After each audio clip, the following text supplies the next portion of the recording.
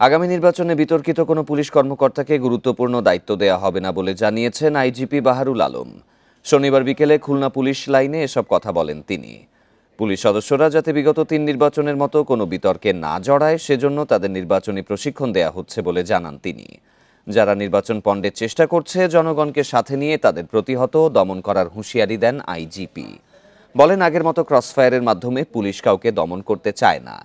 ৫ আগস্টের পর পুলিশের বিরুদ্ধে দায়ের করা মামলা দ্রুত চার্জশিট দেয়া হবে। পলাতকদের গ্রেপ্তারে কাজ করার পাশাপাশি যেসব নির্দোষ লোকজনকে জড়ানো হয়েছে তাদেরও বাদ দেওয়ার আশ্বাস দেন তিনি।